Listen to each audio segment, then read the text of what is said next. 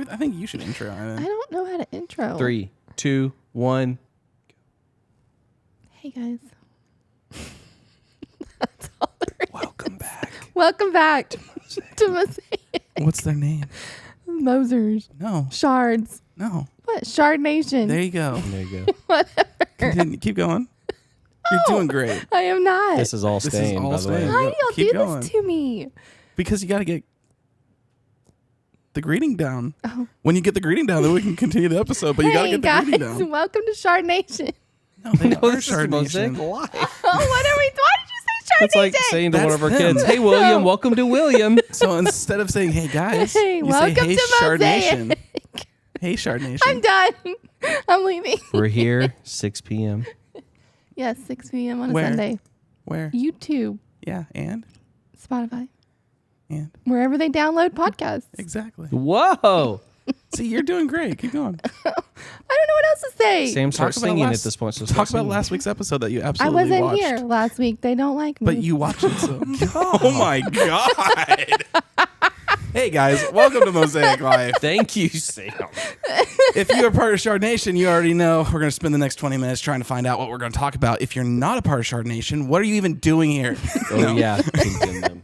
You probably clicked off immediately in the first intro You brat. because you're like, what's this blonde lady even talking about? Because she doesn't know. She doesn't even know. Hey, why are we I'm watching the clueless. Truman Show? Yes. Well, no, they're not going to see that part of it. I'll crop in, and so they'll just see a normal shot. But you can make that joke because it's funny to me. No, it's not funny anymore. Sorry. This is 6 p.m. on Sunday when we air every episode, and you can watch it live on YouTube. And there's a live chat right down there where people are talking, having fun, cracking jokes, and just saying how theologically wrong we are in our conversations, which is okay. We can be theologically wrong because we're searching.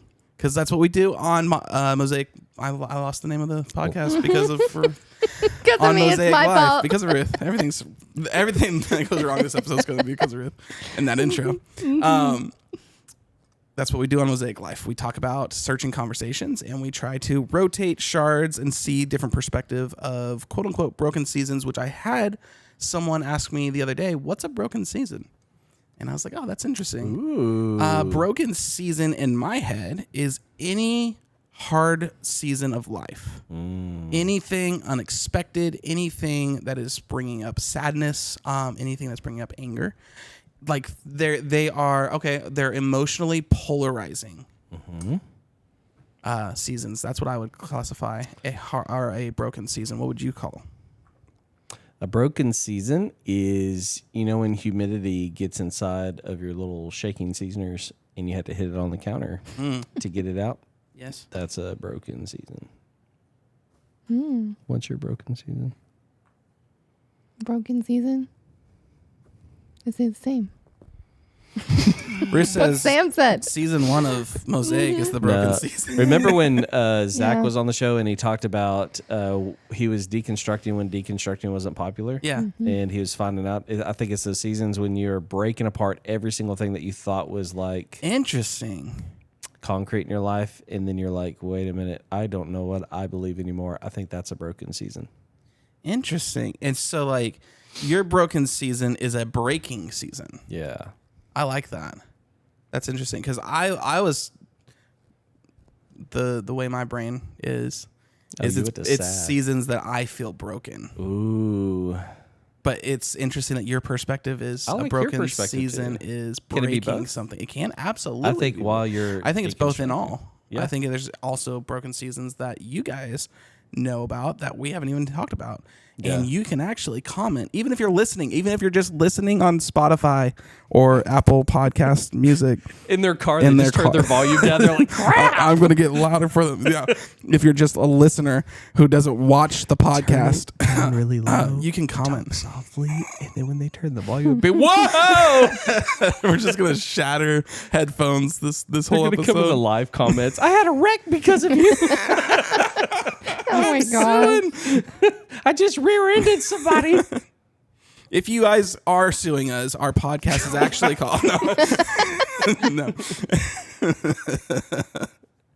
No, that's pretty interesting. So yeah, it's just I had never thought of the idea of like, oh, people don't call these broken seasons. Are you on the phone right now? She waited till you started talking, and then she slowly brought her phone up. Somebody left me a voicemail, and I was trying to figure out who it I'm was. sorry. Do you have somewhere to be Yeah, right are now? we- Do are you we- need to hop off? Are we like intruding on your time? By all means, Ruth, if you need to go take a call, I was just making sure it wasn't something I so needed help to me. If you pull out like a noodle bowl here in a minute and just start eating, we're done. Yeah. I'm sorry. Sorry that we're boring Ruth with Pull our out a bag of chips. and conversations. Just carrots. This is entertaining. Okay, I'm sorry. Anyway. So obviously we are very organic on this podcast for those who are just now joining in and watching. But yeah, y'all can comment. The listeners can comment on every episode now, which is it's pretty cool actually. Yeah. And you can always send us mail. This is Daniel's address, right? No. Right here. Right here. I don't have an address up. I'm not gonna do it. We should talk about that though, because Our addresses. yeah, our addresses. No, I was going to make a comment on the video. We, as a group, highly encourage you to. Jessica actually did one of these videos just about a testimony, and we haven't had one of those in a while. And I've actually kind of forgotten about it because out of sight, out of mind. Not her video, but just people not sending stuff in. Please record. Let's shoot a goal for 45 seconds or ish of a testimony of something going on, and just drop that video in either the comments or on YouTube or whatever. Yes. I mean, where would you want it? We do have an email address that they could send it to, which Okay. is mosaiclife@gmail.com. Drop it down there. Ruth wants it underneath her. Put your hand up. Here we go. It's sitting Yeah, it's right right here. there. Keep your hand still so I don't have to. There It's you hard go. for me to do. Sit still. It's hard for you to not be on the phone during podcast. Okay. Whatever. Yeah, I'm pretty sure I want to get this right, so I'm pulling it up because I'm pretty sure it's mosaiclife@gmail.com. While you're pulling it up, Jessica put this video on there, and it blessed a lot of people, and they actually felt empowered to share their testimony as well. Really? Yeah, do you remember? There's another one remember specifically that, I'm yeah. thinking of. Female. I don't remember. Was hers on there or not? Because I can't remember where that video is. We'll talk about it after the show. I mean, you can say it now. Who is it? Well, I can't say it because I don't know if she wanted the video on there or not. Oh, okay. Yeah. Just communicate to me. I'll communicate to you. I'll have my guy call your guy. Yeah. Have your people get in touch with my people. But anyway, when people feel empowered because of other people's testimonies, that's what we really want to have on the show here. So, because there's no sense in us getting together on Sunday nights and doing these podcasts unless people are actually being blessed and feeling breakthrough and feeling like they can get through their sad season. Their or sad season? Seasons. Seasons. Sad seasons come in waves. It came upon me wave Oh all the my way. God. He sang on the show. It's the last episode. Yes. we gotta do something for the last episode. But you my couldn't help it. That's such a God. good song. It's a great song. And the fact that we both have the same brainwave. It's scary. Ruth is reconsidering everything. It is mosaiclifepod@gmail.com. Mosaic Life So Pod. send us the video. You can email it at mosaiclifepod@gmail.com. Let's do a push for this week. Can y'all send us like a 45 second to a minute video of what Sam just said, like a breaking season? Yeah. And then how you came out of it, or if you're still in it and been like, just want to be an encouragement to other people. Absolutely. And let's go a step further as well. Okay.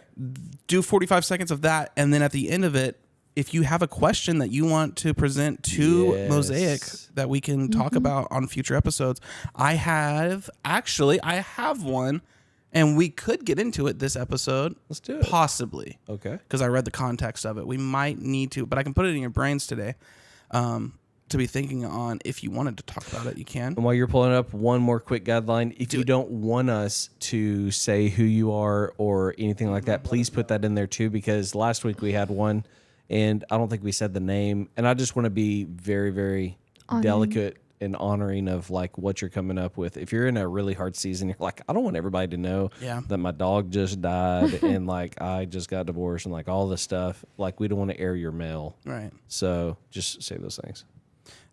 So for the last 2 or 3 episodes, I think we've been South Parking it, and so I'm curious Yes. how that's been for you guys, because I know, Daniel, for you were like, oh, we always have to have backloaded episodes. But right now it is, as we record today, this is coming out Sunday. Yeah. And it has been that way for the last 3 weeks. And how is it hidden for you? You know what's interesting is that you go back to episode back in probably May, June-ish. Yeah. Whenever it was hot and we were picking blackberries. If you remember that conversation, and we came on the pod that week, or it was actually 2-3 Me and weeks Daniel after. go berry picking often. Yep, berries. I was like, Barry, run, Barry. That's so dumb. I don't know what that is. So anyway, on that episode that we aired, it was like a 3-week log of videos that we were doing, and I felt comfortable there because I was like, it was still within my grasp to change something or feel empowered or whatever. And then now I feel free because it's like I'm shooting from the hip and just encouraging people that are planners out there, because I've actually seen a journey in me this year. I was telling Sam coming over to the house that we're recording this afternoon or whenever we are right now, 6 p.m. on Sunday. But I was getting teary-eyed driving down the county road and just thanking God, getting nostalgic and getting all weepy thinking about our season 1 is ending. And I was like, man, I remember the first episode we talked about fear and we journeyed all through that. And we didn't know what the heck we were talking about. Like thinking now I'm looking back at season or episode 1 and I'm like, I felt like a newbie. Yeah. Like I just thought I had to have everything together. And here I am on episode 438 or whatever. We're trying to figure that out earlier, what episode we are. And I'm like, we're literally South Parking it, which means we're 1 week out from releasing this. And I feel complete peace and ease. And I'm just having a conversation and opening up my heart. So to answer your question, it feels good. That is not what I was expecting. And so I'm glad that's how you feel, because we've done a really good job. I do love, like, because last episode was the day before Halloween was when we recorded it. So it came out Halloween weekend. Like, I love how relevant like our conversations are. Whereas like what we talked about last episode was literally last week for us. And so now we have this week and we have everything that's coming up. And my weekend was insane. Yes. I recorded a album with Zach Paris. Woo, ZP. And Ruth over here was my second camera operator for the whole thing. Yep. And it was awesome. And we got to go in there and have fun. That's He just may why. fire me. Was she on her He phone may the whole fire time? me the next time. Was she recording and talking on the phone? Oh, yeah. Yeah, absolutely. She was. No, she did a really good job. She was very professional then. And As of now, when I'm not. yeah, now it's after the weekend. And so we're getting the tiredness that she felt. No, and then, in the middle of sandwiched recording nights, I drove out to San Angelo and did a magic show with Zach Mears, and then drove all the way back to get back in time to finish night 2 of Zach Paris's album. First off, I'm working for 2 Zachs, and it's been very confusing to some people when I'm like, oh yeah, Zach did this, and then they're like, which one? I'm like, oh yeah, I need to specify that. And then my phone also gets confused because I'll be like, call Zach, and it calls the wrong Zach, and I'm like, no, I did not mean to call you. I'm sorry. I'm just trying to get in the Paris building. is like, okay, why are you talking to me about magic tricks? Like, what is going on? He's like, I don't even understand what you're saying right now. I'm like, oh, this is the wrong Zach. Sorry. So it's been a very exhausting weekend, which is why I'm tired. But San Angelo, I had no idea you went there. That's a You didn't long know ways that? away. No. yeah, I drove there. Bro. I drove Saturday morning, did a magic show Saturday night, stayed the night in San Angelo, and drove back Sunday. It's like and 7 hours? It is it's like almost 5.5 hour drive from Palestine. And With then, the heavy foot, so like 7 for me. yeah. My gosh, that's like deer capital of the world. Yeah, there was a lot of deer out there. A lot. I wanted to shoot one for you, but I don't have my license. You can hit one with a So, car. not my Camry. Not going to hit one with a Camry. Ruth, go ahead and say something. Why do I need to say something? Because you haven't said anything, so we're just going to... Listening. Ruth Just is like watching you, an Ruth. active listener, even on the podcast. Like, she's like, I'm just going to listen. Let's talk about, I want to hear, while it's on you, since we're so relevant in this episode, you know what tomorrow is. Are you excited? Tomorrow? Oh, yeah. You know. Tuesday. We've been doing it for a couple 100 years now. Oh, Oh, We're gonna- gosh. I do not want to talk about that. No, I want to hear who you think's gonna win tomorrow. I'm not saying. Oh, that's pretty relevant. I'm not talking about freaking politics. That's what we do on Mosaic. No, we don't. We since season 1, we talk about politics and we have We do answers. not. Last week we changed the podcast. We are a political podcast No, we are. now. You knew. He didn't give you the notes? No. Yeah, We are not doing that. we just got signed by a major network for our Sorry. political Goodbye. views. That would be I hilarious. really just want to Return. know what you think about Ralph Nader, okay? We should on this mean? whole episode have a ticker tape going across the bottom that has like all those things like a news channel. Oh gosh. I mean, technically we could. We already have. That's the wrong side of the mic. We already have a president, a new president by the time they're watching this. So we shout out to whoever won. You're gonna do Dub great. it in later. We're so proud of you. We could do 2 takes. Either way it goes. Let's do 2 pods, not release one. Oh, that's what. Yeah, that's what everyone else is. They have their newspapers already printed out with that. Oh my gosh. It's like That's whoever wins insane. the Super Bowl. I always feel bad What am I looking for at? the printing company that printed, like, who did the Chiefs go against in the last Super Bowl? You don't remember You don't either. the 49ers? What do you mean I don't remember? I slept in. But just think about, like, the country. It wasn't the Cowboys. They- oh, we know it We know wasn't them. that. Who are you on the phone with? Now you're on the phone. up to see what episode we're on. Oh my gosh. What's up, baby? Hey, Yes. An ice cream sandwich? can you bring us one too? Thank you, Kaya. Thank you. What? No. Yes, I'm I do want allergic. one. I'll take one. Yes, this is gonna be the first podcast that we eat on, and it's gonna be okay. It's gonna be delicious. Hog videos or watching dogs, like go and get hog videos, and they're intently on it. Like, just Who, AJ? like literally, He's learning. he's watching them like go, and he's like the guy's explaining what he's doing. Like, why are you watching? He's an intense young man. Yes. He's in his hunting era. Yes. Ever He since is. last week. I'm excited for it. What happened last week?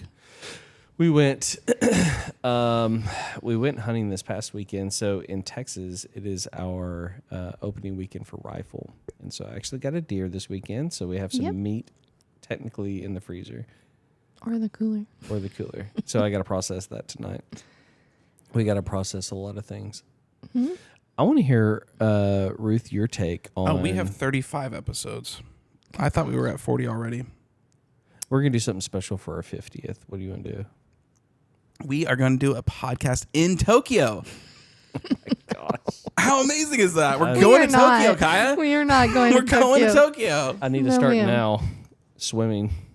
Swimming? I'm not flying to Tokyo. Thank you. Oh, are we allowed to... Lost. I'm with Deb.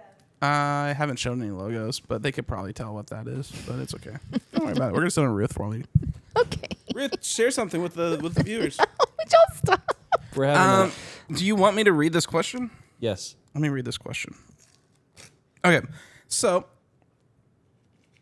while my ice cream melts, I'm trying to find a good. So I didn't have a chance to listen to it. They said you asked us if we had any suggestions of what we wanted to see and wanted to know.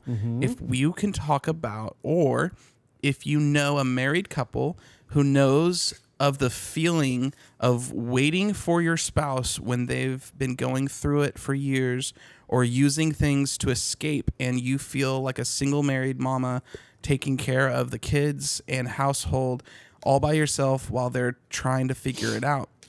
It used to make me depressed having all this weight on my shoulders. I've gotten closer now with the Lord to where I feel like my husband's problems are not a burden to me anymore, but on the right day, it will all feel so overwhelming. My poor baby, I love him so much, and sometimes there's times where I wish that I could be taken care of too. That would be encouraging to see for a lot of us, and I don't see that spoken enough between couples. I feel like it's a hard topic to discuss too. And so I don't know if you guys have insight in that. or if you know someone that we could potentially have on, or if you want to do both and try to tackle a little bit now, and then also we can do an episode that we go in and dig further into it, if that's better. Let's do both. Let's do both. Ruth? We're going to talk about it? The one thing that stood out to me, because I want to reread the question, is... Can you screenshot and text it to us? That's a good ice cream sandwich. Stop it. I haven't eaten breakfast or lunch. I'm starving. That was really good. Actually, no, I had eggs. And bacon. And bacon. And I made you coffee. You did. AJ spilled it all over my phone when he put it on Oh, no. next to the bed. The part that this viewer said, And it's just the top part. it was toward the end. There it is. I've gotten closer now with the Lord to where I feel like my husband's problems are not a burden to me anymore. ... Man, this has to change. This is critical inside your marriage. Because it's a place that I had to get, Ruth had to get, we all have to get, is that you encounter whatever you're going through inside your marriage as your issues. It's not your husband's problems. It's y'all's problems. And you can't get to a place of complacency or acceptance of whatever an issue may be. Because when you encounter something inside your marriage, you and your husband are on the same team. You are one, because I love football. Let's talk about football in the UK. So when you encounter something inside your marriage, it wouldn't make any sense for you to take your ball and throw it to the opposing team. This is one of the first things that the Edwards said to Ruth and I when we stepped into marriage, is that when y'all sometimes prophetically need to take helmets, like invisible helmets, and pull them down and say that you're wearing the same team helmet, because whatever your husband is going through right now, whatever he's doing, whether it makes you upset or not, or whether you agree with it or not, it's both of your issues. And you have to come against it that way. Otherwise, you're always going to have this division inside your marriage. And sometimes, and I don't know your circumstance specifically, but sometimes that comes out of an area of hurt. So he's not meaning, he shouldn't be trying to hurt you, but inadvertently that is hurting you inside your marriage. And the problem is that you're looking at this thing that his issue and he needs to fix it and all this other stuff, instead of coming together and saying, hey, we've got to figure this thing out together. Because if you don't, then that's like the first step towards divorce of, well, that's your issues. You go figure that out and you take care of it. And then when you fix it, then come back and we can have this conversation. I also feel like if you haven't had that conversation with him in expressing how you feel inside the relationship, it's extremely important. And I know from experience, you don't want to add to it. Like, he already is going through so much. So you don't want to like add to the problem, so to say, or bring more pressure to him in such a way that he's not going to be able to handle it. But being able to express how you feel inside the marriage, and how hopeless that you're feeling toward that there's no room for you or there's no space for you, because I would say that would be a lie that the enemy's using, that you can't open up to him, you can't express if that's where you're at. I would say to break that down, to that be the first barrier that you're crossing, of just expressing how you're feeling inside the relationship with your spouse.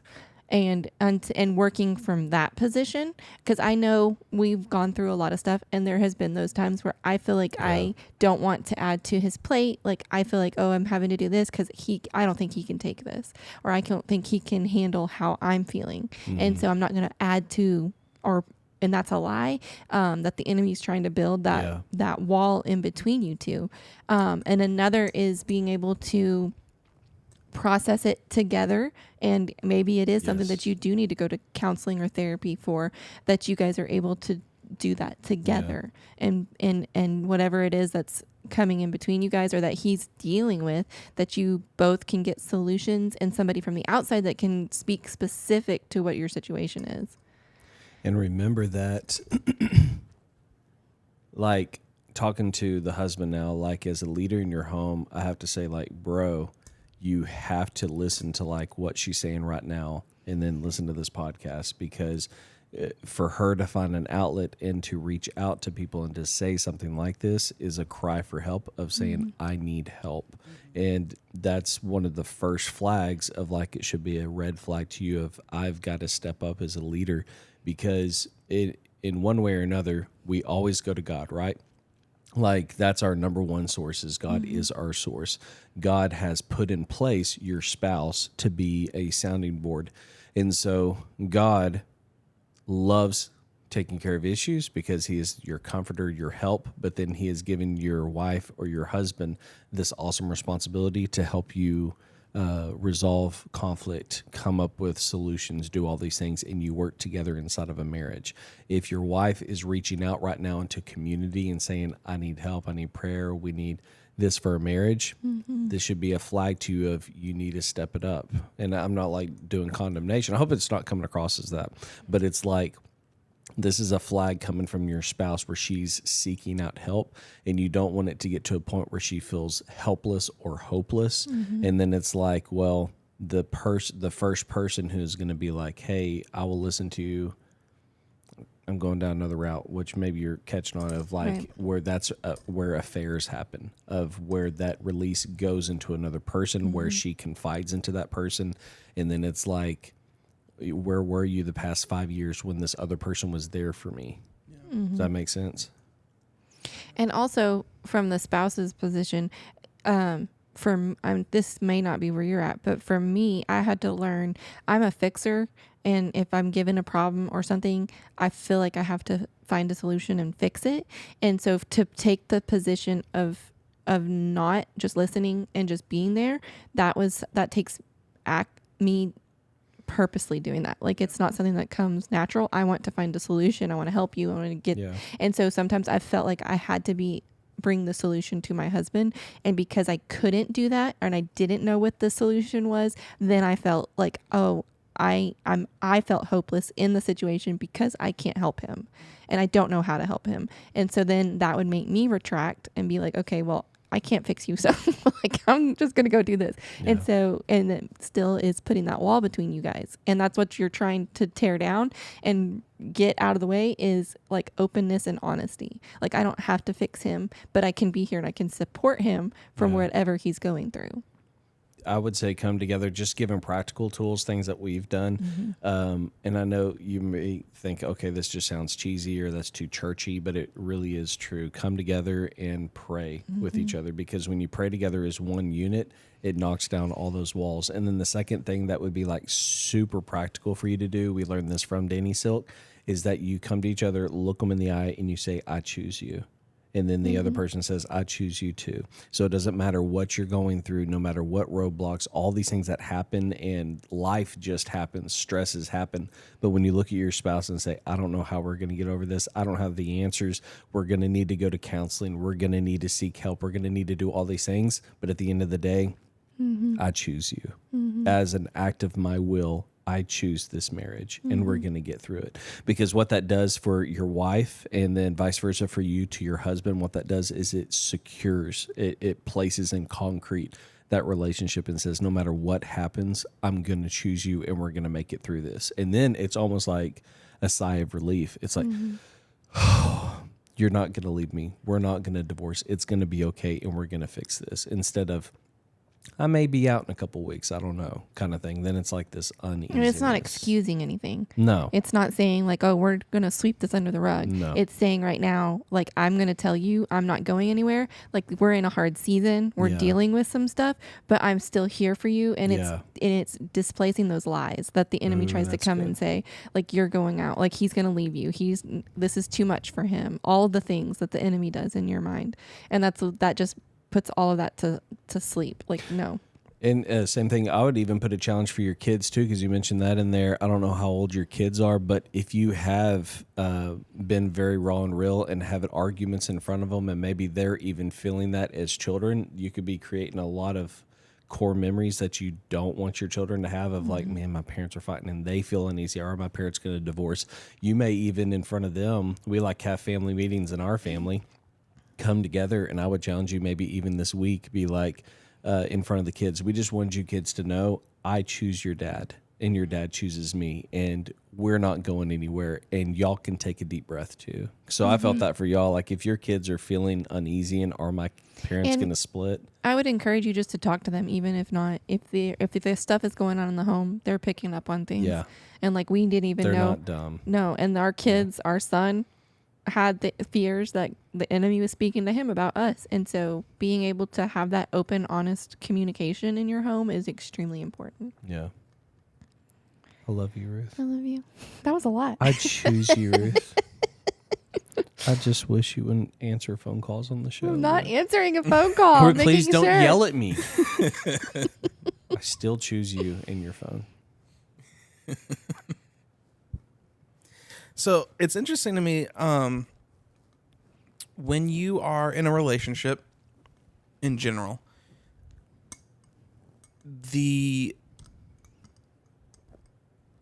one of the first hurdles that I see that shows up is this. It kind of comes in like this form of protection, but it's not really protection. It might be self-protection. But it can come across as like I don't want to hurt them. Mm-hmm.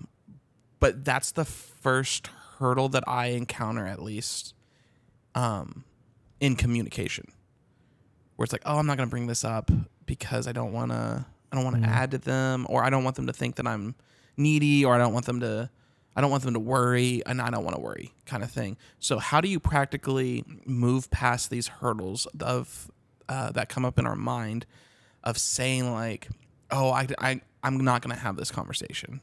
I'm not going to bring this up. And I'm just going to kind of hurt a little bit, because that's where I tend to go, is I'm going to hurt so that they feel like they can have the containment or have the space that they need. Even though it means I'm picking up more, or I'm doing a little bit more there. How do you have those conversations, and like what's a practical practice that they can do on a day-to-day basis to help encourage more open communication?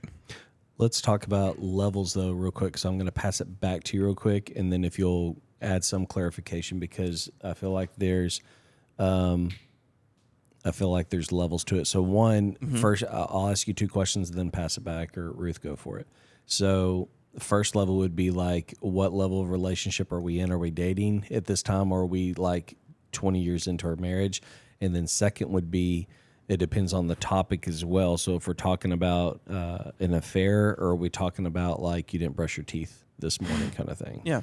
Let's hit a spectrum. Let's do both. Let's do the starting of a relationship, because we have some single people that watch our show, and some single people that are on the show, and we have some married people that watch the show, and married people who are on the show. And so I think that we can hit a spectrum here and kind of take it that way. Let's start at early relationships. Early relationship, your breath stinks. Yes. Okay. Maybe I'm misunderstanding. I would ask a question first, because that question that you're asking, I would ask, when did you feel the first time in your life, when did you feel that your feelings were too much? Oh, that's really good. Next week, if you guys come back, we can dig into that. Because what it stems from.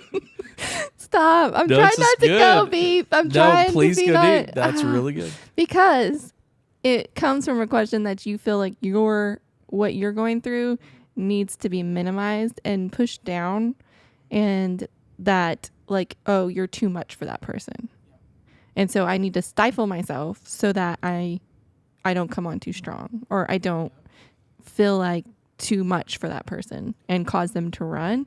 So my question would just be, where was the first time that you felt those feelings inside?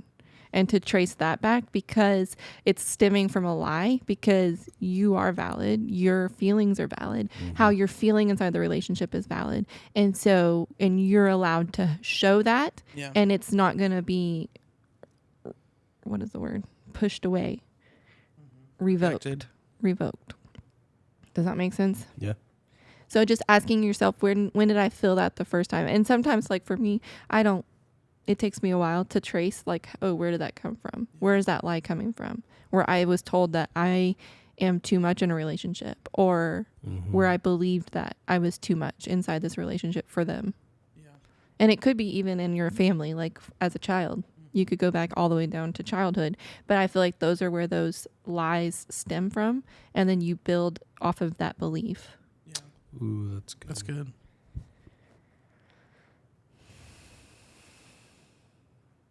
It's really good. I was processing. No, as far as communication, I like that one. I was going to say always take the relationship from a position of a servant. We've talked about that a lot. And it shouldn't be that you're a martyr falling on your sword, but it should be that you need to always approach everything inside of your marriage from a servant mentality of, I'm going to serve the other person. But there's a difference between, I think, when sometimes we think of servants, we think of unhealthy servants, and I'm referring to a healthy servant, someone who is the picture of Jesus. Jesus was a healthy servant because he didn't come to be served, but to serve. But he was powerful in all of his communication with everybody that he ran into. And so in the context of marriage, when I come to Ruth and tell somebody or tell you, like early on in our marriage, if it was something that upset me or something that I disagreed with, I was the first person to brush it under the rug. And then it just kept building and building and building because I was a packer. And then it just packed until one day it was packed in like dynamite. And it just took her, not doing something or saying something. And I just exploded and all those things came gushing out. And then to me, it would come out of nowhere. Like, oh my gosh, what is wrong with him? I asked one question and then it's like, whoa. Yeah. And then it was all, and you just felt like, I didn't remember, like he had a whole list of everything. And I was like, I don't know why I did that. I don't know why. Because I don't remember what I was thinking or feeling or doing in that 6 months ago.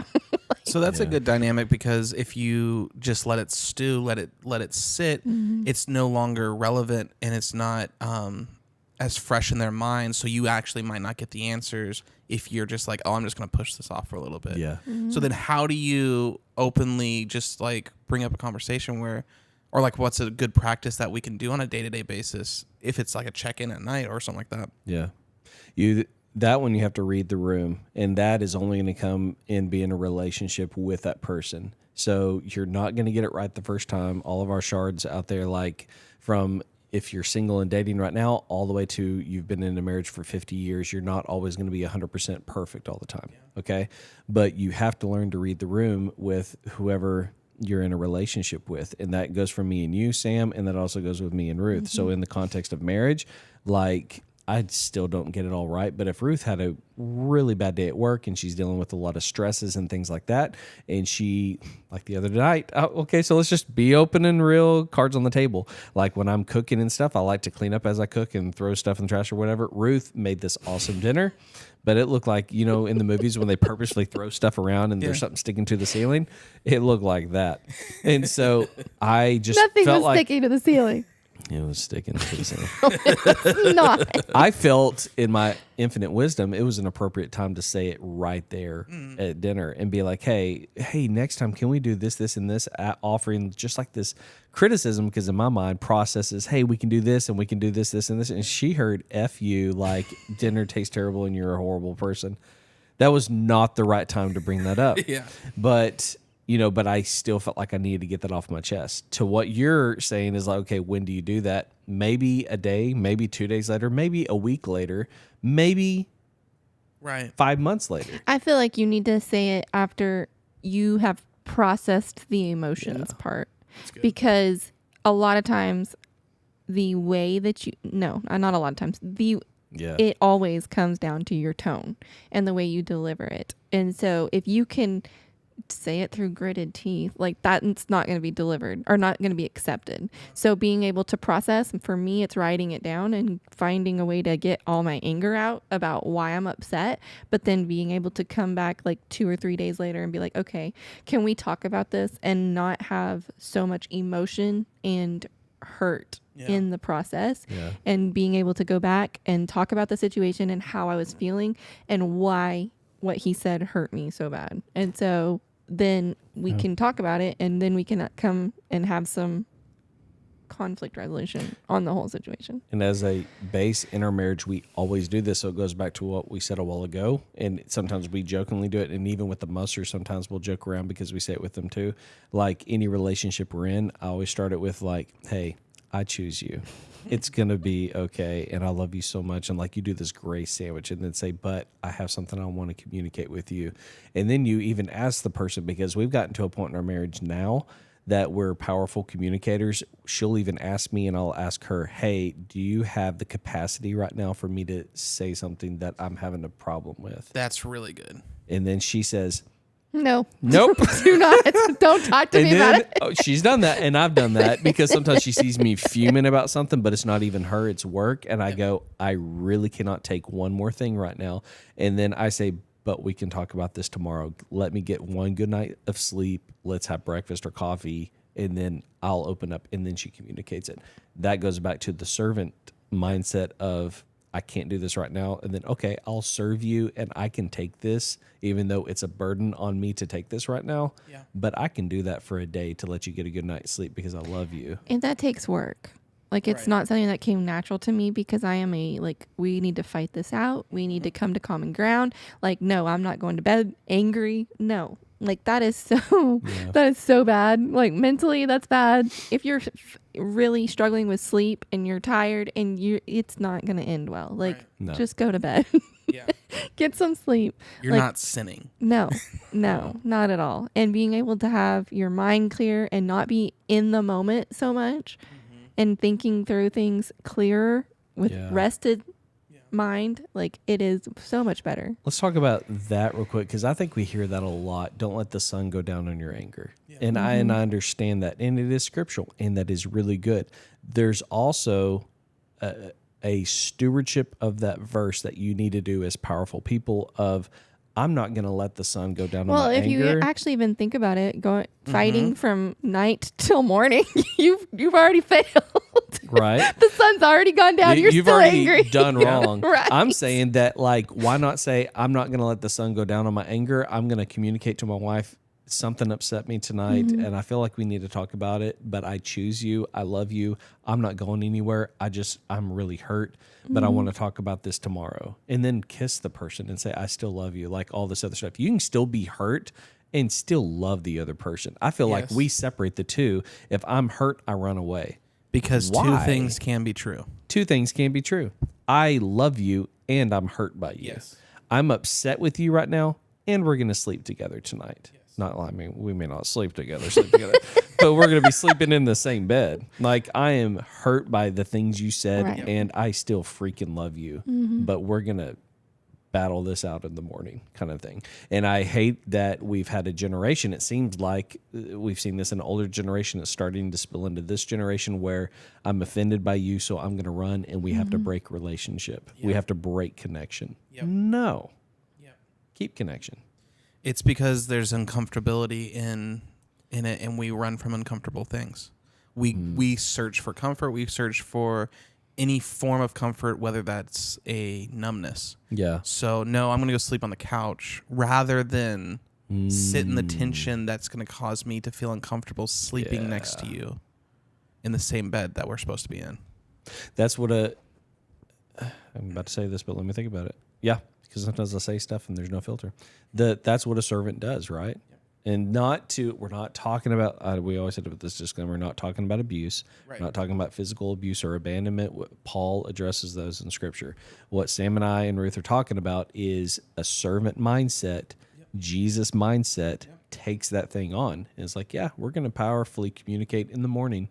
And I, as a servant, am not concerned about my flesh and my wounds. I'm going to think about how can we mend this relationship healthily. The healthiest servant example that I can think of outside of Jesus is Alfred, Batman's butler. Ooh. Because he wasn't just the butler. He was a part of the family. Yep. He had the wisdom, and in fact, Bruce Wayne would go to him for He would. I know this is a fictional thing, but I'm saying like that's that kind of mindset though is I'm not just here without caring. Yeah. There's a level of caring in that servanthood. There's a level of love that is placed in that. Yeah. So when you take it into a relationship and say, I'm here to serve you with healthy boundaries. Yes. That's when you get your wisdom. That's where you get the best advice. That's where you get a perspective that you will never, ever encounter in your own brain. Yeah. I'm not just here for my own benefit. I'm here for your benefit. Yeah. Which is, I'm sorry, what? Go. Oh, no, I was go finish it because my thing's a left field thing. Well, I was going to say that's the whole point of marriage, because it's no longer going back to that comment. I hope and pray that you're hearing my heart on it when I'm saying it's not his problems, it's both of y'all's problems, because when y'all took a covenant vow to each other, it's now God doesn't look at y'all as two people. He looks at y'all as one person. Y'all are one body, one soul, y'all are together. Ruth and I, it's now Raniel, because it's together. We are one person. Is that your celebrity relationship name? That's Raniel. what it is. That's a Raniel. weird one. That's your What? Dooth? yeah. Would you like that rather? one? Would you rather do Ruth? All right, Dooth. Because it's both of y'all going together as one, and anything that's his garbage and baggage is your garbage and baggage. Anything that's yours is his together. That's not just about the health, it's about the sickness. It's not about the richer, it's about the poorer times. And then when you get that mindset, I guarantee you some of the things that are bothering you right now about him, and this is everybody in Char Nation. So when you get that mindset that it's Dooth, then it's not just the imperfections and all these other things I notice about Ruth. It's like her beauty that I see, and it's like I champion her as a person because I know that you're together as one. Now I felt like I'm contradicting myself, but it's like, what did God make Ruth for? I'm getting my glistening in my eyes now because I'm getting a little emotional. Aw. Time for Sam to talk. So it's interesting. I was having a conversation with a friend of mine who just had to put their dog down.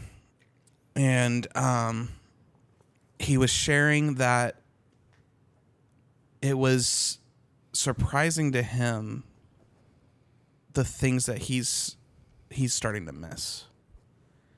He's like, I don't, it's not immediately missing like their joy and their like happiness in them being here. I'm missing the things that I used to be annoyed by. Having to like give them their medicine, having to like change their diapers, having to like take care of the dog. Yeah. And like I think that we have these annoyances, but if you take the perspective of them no longer being there, it's the annoyances that you'll end up missing more. Yeah. You'll miss how it felt seeing their clothes on the floor. Yeah. Like you'll miss that. You'll miss the just Food For all m- over the kitchen. yeah, the food on the dirty dishes. Yeah. You know, like the Stuff on the the ceiling. stuff that like kind of irks you a little bit. Like that's what you'll remember.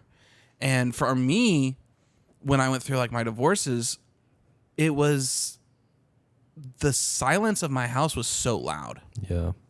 And that's what I wasn't comfortable with that. Like I hated being home by myself because of that. And it was the silence. So I missed like just the sounds of someone holding space around you. That like you take it for granted. Yeah. And so like these things that, and I'm definitely not trying to is that thunder? Nice. Hopefully it brings in colder weather. I thought it was my nose air. I had the mic here and I went like this and exhaled and then I heard Storm is that. supposed to be coming. No, I'm pretty sure it was thunder. Okay, Batman. Say with a deeper voice, a storm's coming. But and I'm not saying this to justify any kind of lack or like anything that's bothering you as a person. Yeah. Because I think that you can also have that mindset where it's like, oh, I'm gonna miss this, so I'll allow it. Yeah. It's like, no, you wanna do strong communication. And one of my life coaches, because this also can bleed into not just spouse or relationships, but relations, Healthy relationship. non-romantic relationships. Yeah. It can go into how you communicate with your children.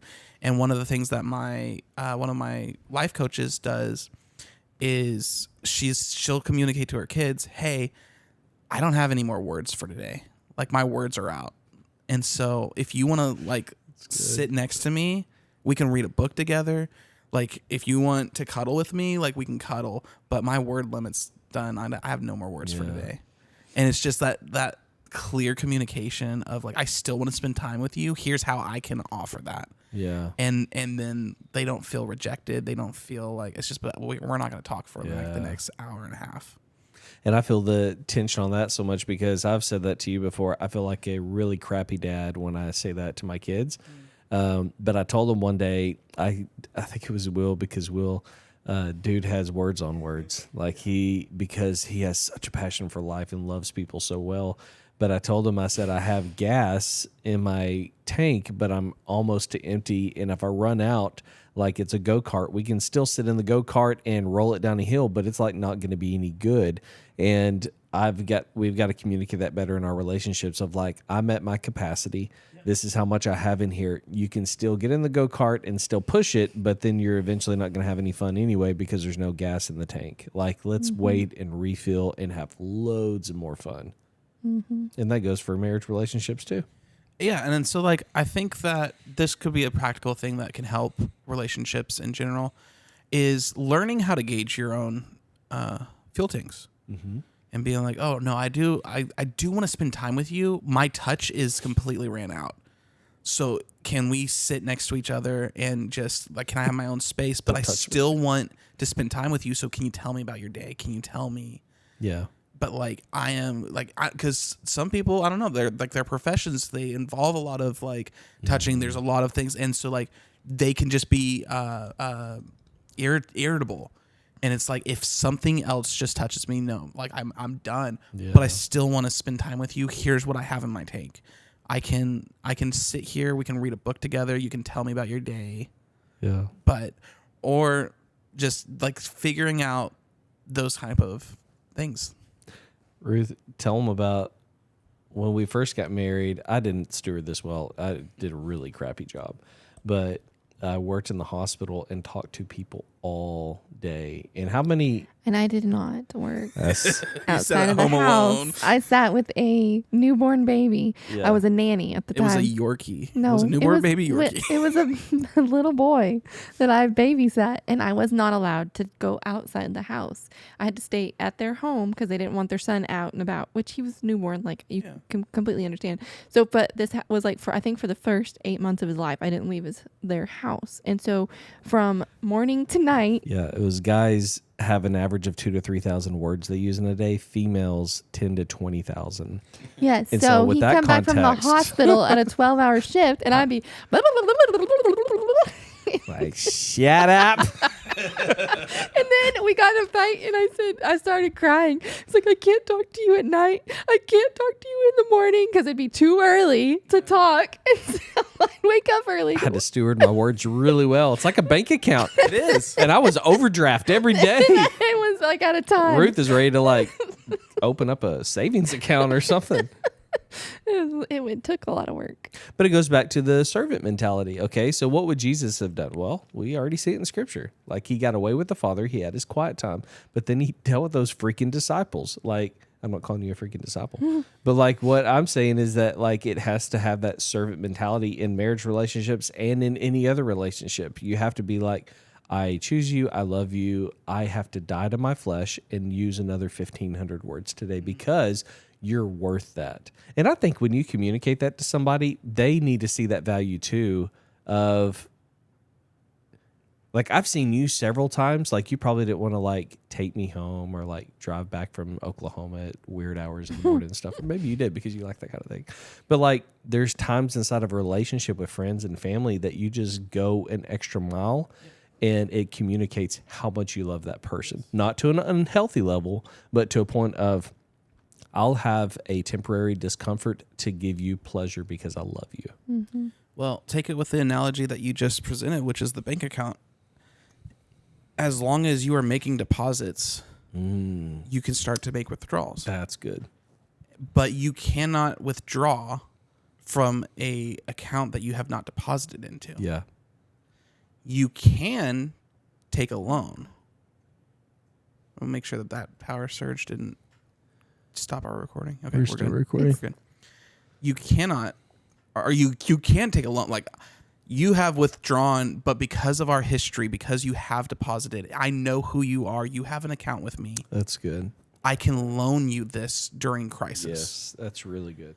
The issue is sometimes people are asking for loans of banks that they don't have an account with. Or have no credit. There's no credit line. You have not deposited anything in years. You haven't even came in to check on your account. Bro, that's fire. That's really good. And now you're trying to ask for a loan. Yeah. It's not going to happen. And it's kind of rude that you would even present yourself like that.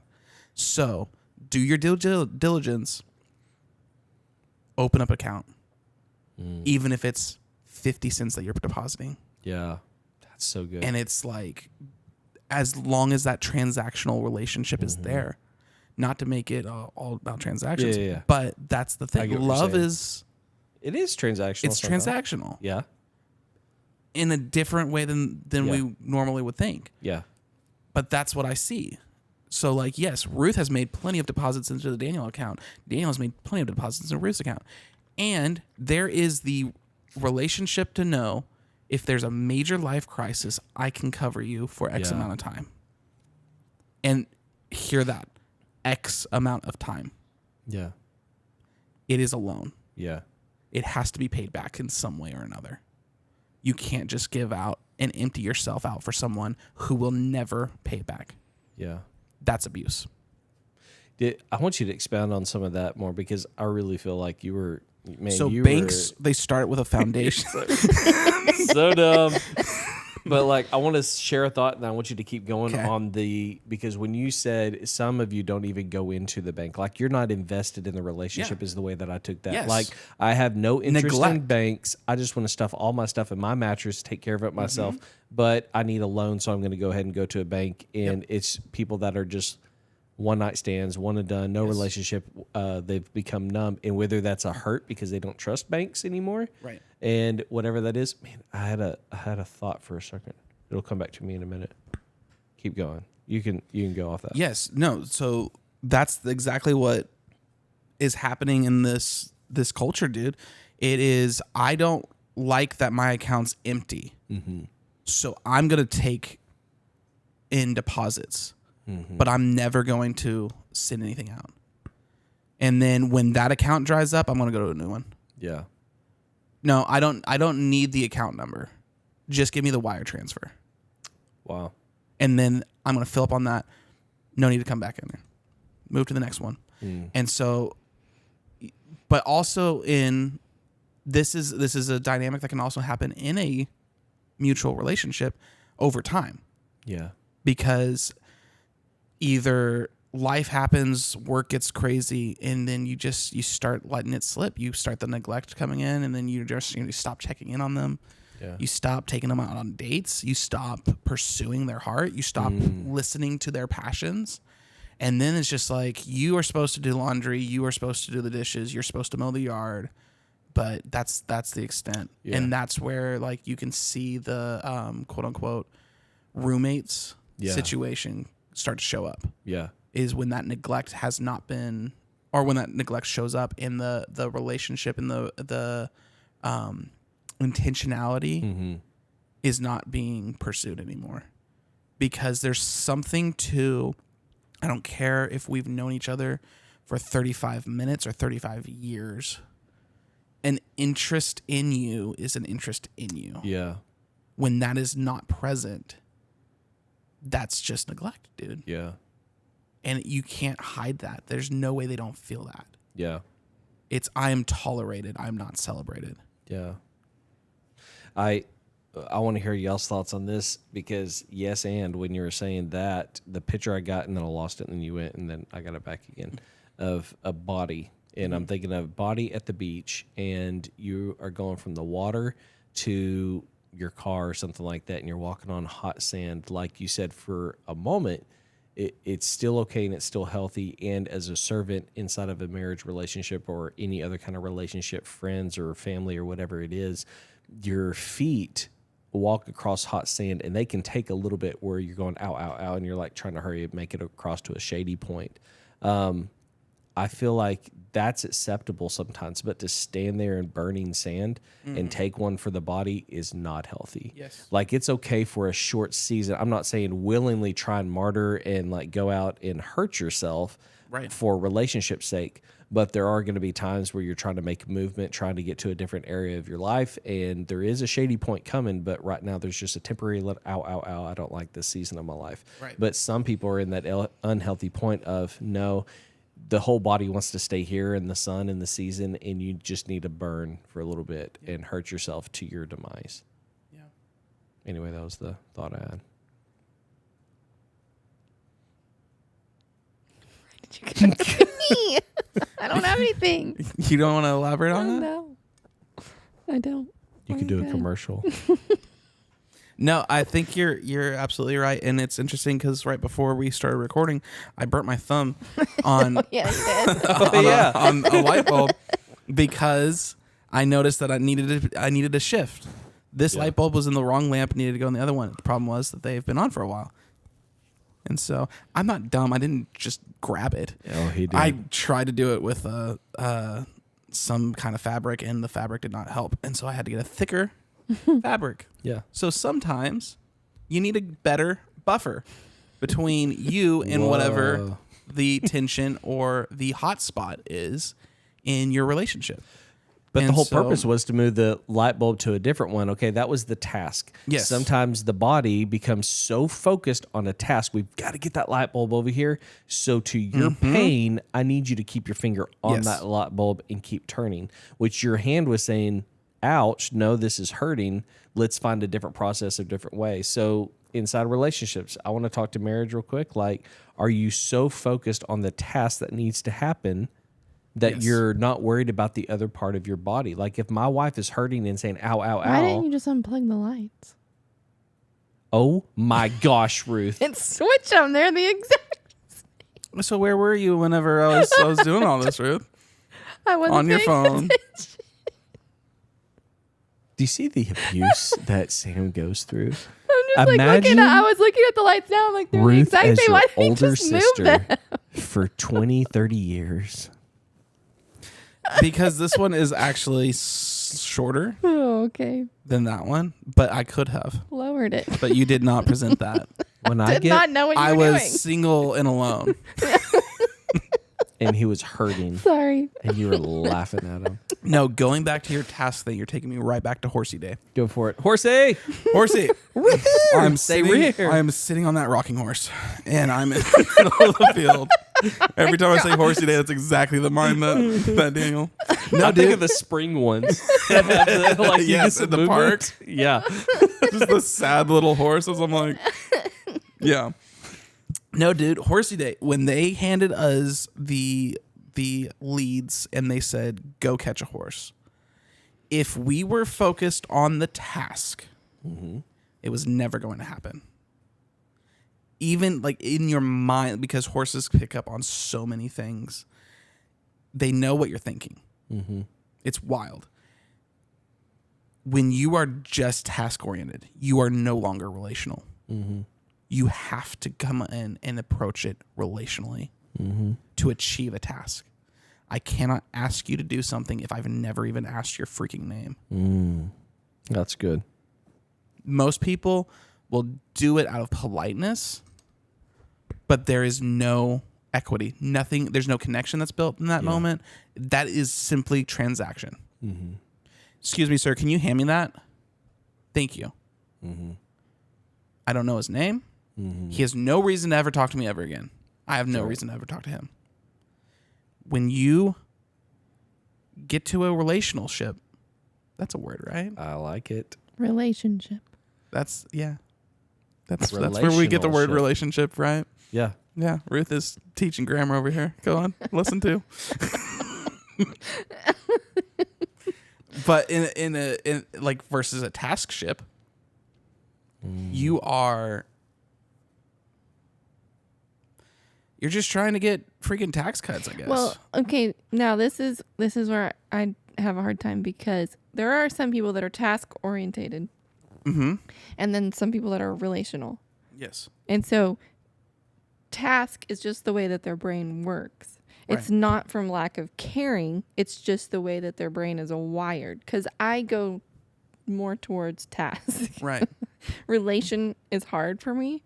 Like it feels out of my comfort zone. Makes sense. Like I'm more task of like da da da da da, and so I'm like getting things done in my head. I'm moving this. I'm not thinking about how is that person feeling. Right.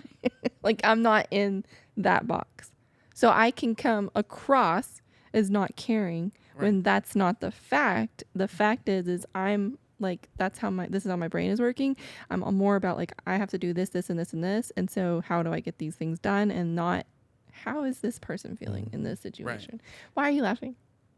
I was thinking about our therapist. One of the first sessions we went to with her, she said, "Huh." When your therapist goes, "Huh, y'all are together still." It's a little concerning because Ruth and I are both task oriented, so we don't care about each other's feelings except for completing the task. And sometimes that task is, well, we don't need to get divorced. Okay, that's our task. Let's just stay together. But no, I think you're spot on with that, and it has to be a 50-50 from both sides, because you are task-oriented, and for somebody who's not task-oriented, whether it's marriage or between brother sister, because you're super relational, but you have to give 50% up as a servant's heart and be like, okay, she is task-oriented. I need to make sure that I satisfy that task thing. Okay, let's go do some shopping, all this other stuff to get your task done, but I need some alone time with you to talk about some deep things. At the same time, go get your task done, but also realize that Sam is 50% relational that he's giving you, and you need to hit those things too. Otherwise, the relationship's not going to work because it's going to be one-sided. Ruth needs to complete her tasks. We're all concerned about her. What about Sam's feelings and the things that you're going through? I was literally just going to ask you, like, how do you navigate that? Navigate what? The dynamic that you're talking about for you.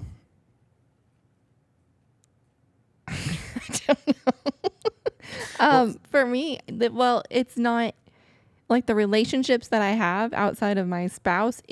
I guess they are more task related as well, because it's not ones that need constant reassuring or constant checking in. Like my relationships are long-standing relationships for the most part, and like we pick up where we left off. So there's not like daily things that I'm doing to make sure that friend is okay, that she feels like there's stuff going. Like I pick back up with her and I'm like, oh, we're okay, because nothing's come up.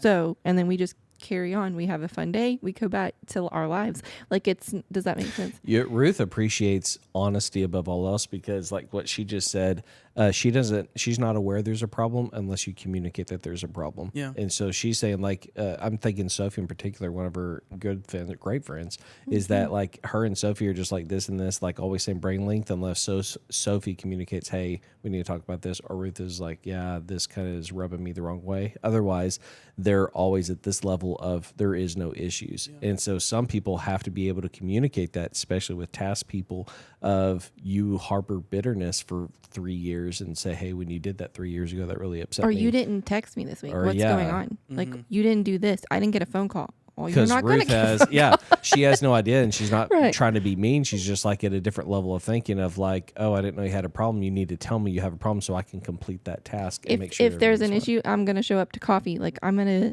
take time to like, okay, let's fix this. Let's make this work. But I'm not I'm not just like all about my relationships, if that makes sense.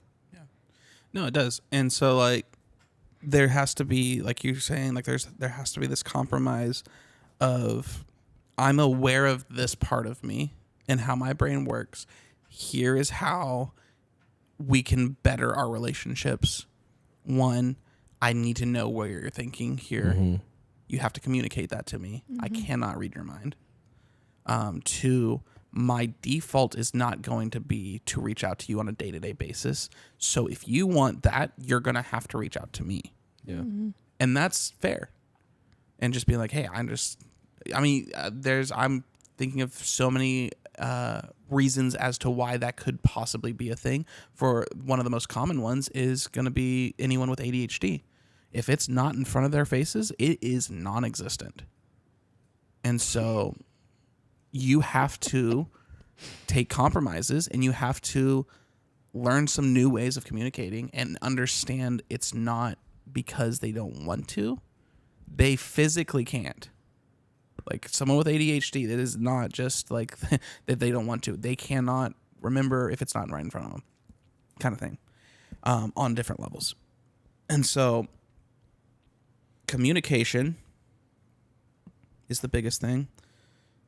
I'm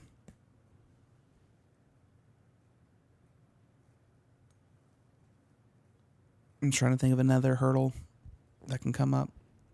So okay, we touched on this for a while on. Well, no, we kind of went into the marriage ones as well.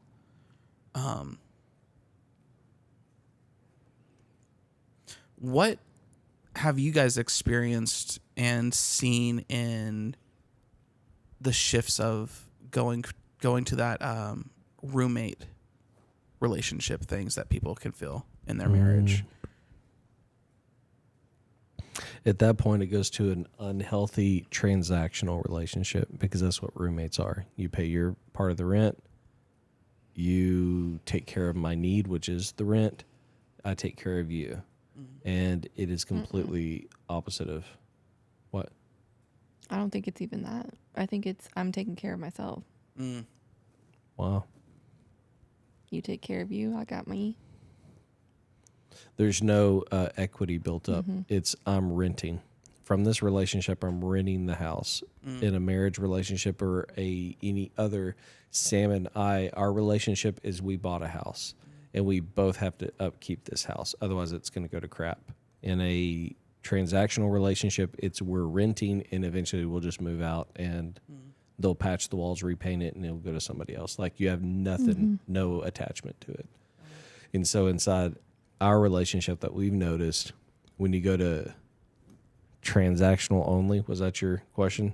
When you go to transactional only, my biggest thing that I always harp on with every couple that we're doing pre-marriage counseling with or coaching, whatever you call it, and all this stuff is legacy. Like transactional relationships leave no legacy. Yeah. Zero.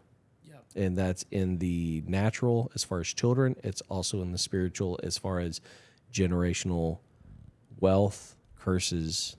I mean, you name it. Everything is cut off when it's just transactional. Yeah. Because God doesn't bless that, I don't feel. Am I wrong on that or no? What are your feelings? I don't think he blesses transactional in the context of relationships. I don't think he blesses abuse. Transactional relationships are abusive, I think. I'm pretty out sure. Of the business world. Out of the Yes.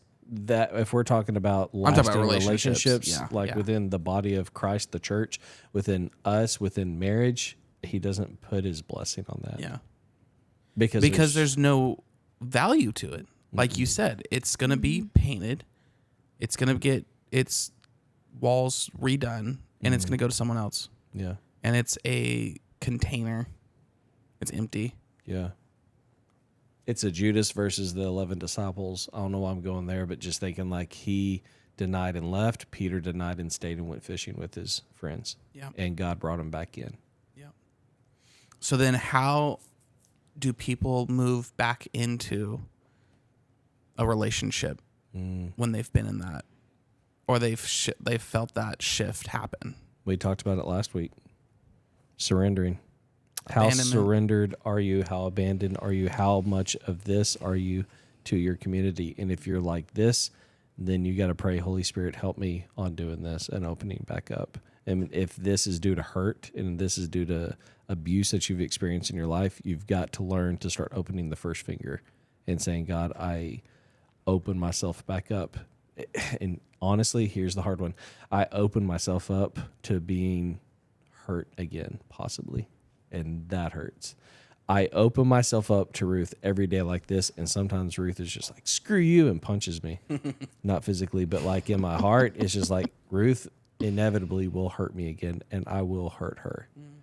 We will say things that make each other mad. We'll do things that make each other mad, but we still have to go inside of a relationship like this, because if we don't, then... And I think it starts with those 3 magical words. I love you. No. Dun, dun, dun, dun, dun. That's not what you said. I choose you. Yes. Yeah. Because But I it's an still act love of you. your will. Choosing somebody, Yeah. choosing to stay in this relationship, choosing to work past this hard time, choosing to push through, even though it seems hopeless to me. But I'm going to choose to stay. I'm going to choose to work it out and get out of survival mode, because I feel like that's what transactional is survival. Yep. You're just trying to survive. That's good. And so when you say I choose you, you're saying I choose to walk this out with you. I think that's the first thing of laying that down for your spouse, even though, and the risk is, one, it's a fear of getting hurt again, fear of not being met with the same attitude or same response. Yeah. Yeah. If it's That not would be reciprocated. rejection. Mhm. And so it puts you out there. And That's then also good. what's the other one that you always say? Pride. Because that's ultimately I'm not going to do that. I'm not going to let them see me at that mode. Yep. And that's our pride making like, nope, I'm good. I'll survive by myself. Walk this out. Yeah, because pride is just like closeted rejection. Mm-hmm. Pride, all it is just like a facade that you put on just because I'm a hurt little boy inside, and I don't want you to see that hurt little boy. Because if you see that hurt little boy, it's going to hurt me even more. And that's the freaking tactic of the enemy that I hate, because there's so many people that are held in bondage because of pride. And that's when pride comes before destruction, a haughty spirit before a fall, because the enemy keeps them bound up in that and doesn't shine light on it. Because if that little boy was shown to you and to Ruth, then y'all's first reaction would be, as a body of Jesus, of, oh, come here, little boy, let's talk about this thing. Let me comfort you. Let me help you. And how many little scared boys and girls are like inside that closet and they're putting on this little facade so they don't get hurt. And you do that, bring that inside of a marriage relationship. Holy crap. Like, you're just asking for failure. Yeah. Because there's no room for all of our married shards and even relationship shards. Like, there's no room for pride inside me and Sam's relationship. Yeah. I know I'm a great Halo player. But I don't know. I went straight to Halo. My brain was think of a video Like, game. when's the Think of a last video time game. has he ever played Halo? I don't think you're that Why are you great. calling me out It on was the when show, the Ruth? father reprimanded us. Probably in Hawaii. I think that's the last time we ever played. I was thinking of, what's his name? Flippy Floppies? Brooks. Brooks. Shout out to Brooks. Shout out I Brooks. still laugh thinking about that.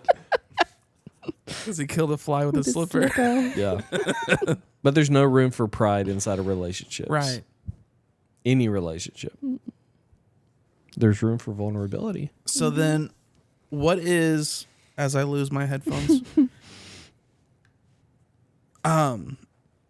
what is this dynamic that, well, maybe y'all don't know because you're married. There's a dynamic in the dating world right now of the first sign of trouble, we're out. And it's like not wanting to push through the hardships. Like, and I'm thinking about like the beginning parts of any relationship. There's going to be a moment where you are disappointed or let down, or like there's miscommunication or anything like that. And there's so many levels of what that could potentially be. And because they've been single or like in the dating world, it's just, I'll move on to the next person. Yeah. What is the chemical X that needs to be poured into it? That's like when do people choose each other? I guess is the question. You know, like when does that actually happen where it's like, no, you are more valuable to me than the mistakes that you've made in this. And I don't care if you've disappointed me in whatever way, I'm still going to choose this because that's rare. Mm-hmm. Well, you nailed it right there. Like the vestment part of it, like how vested are you going to be in whatever XYZ is going to be in this context is relationships. But like if we step back and look at today, our society is shopper mentality. Like you go look for the best deal, the best bang for your buck. And like, you're like, okay, so I know that there's going to eventually be issues with my car, but I love my car right now. But I shop for the best deal, look for all the amenities and all this other stuff. And I finally arrived at that one. And I feel like people are so scared of like what those XYZ things are going to be, the breakdown of your car in the next 5 years, that they're like, oh, I didn't like that, so let me move on real quick, and so I can get the best possible thing. And yeah, I know there's going to be some issues later on, but let me get the best deal, the best price, all this other stuff, and then okay, then I'll commit to this. And it's because we've gotten in this mentality of we don't want our flesh to hurt. Like we don't want to give up our comforts and our likes because it's uncomfortable for me. I'm not one that's, I don't want to give up things for my flesh, but I will it. I choose to do it. I'm looking at you. Do you have anything? I guess Ruth doesn't give up anything. Say something. Not even a word. I was thinking. But I think that's because I've been out of the dating game for so long because I just found the best woman in the world. And she just made me give it up. But like, Made you. I wanted to. I willed it. But I think that's what it is we're looking for the best deal that we can get because we don't want our flesh to hurt. And on the contrast of that, it's like your flesh is going to hurt either way because it's not comfortable when you take two bodies and smash them together. And that's what God does when you enter into a covenant relationship. Smashes the heck out of it because you both die. And then something new comes out of it, which is Duth, the new relationship. But it's the same thing in the body with me and you. Like it's not comfortable and you're not comfortable all the time in our relationship. But then Samuel comes together and God makes something beautiful out of it because we're all, the reality is we're all one body. We're all the body of Christ. I might be the toe and Sam is the foot. Like we're all part of the same thing. Yeah. No, I think you're right. And I think it's like if you're looking for negativity, you're going to find it. If I'm searching for a reason to end this relationship, if I'm searching for a reason that you're not going to be good enough, I'm going to find it. Yep.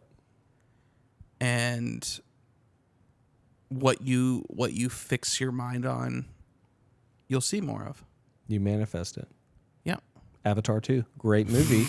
And you did not want to see it, but it was an it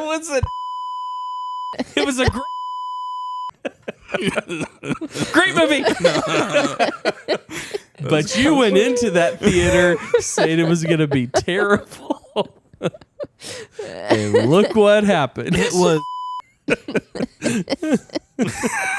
Oh my it's so God. funny. I cannot stand that movie. I couldn't help it.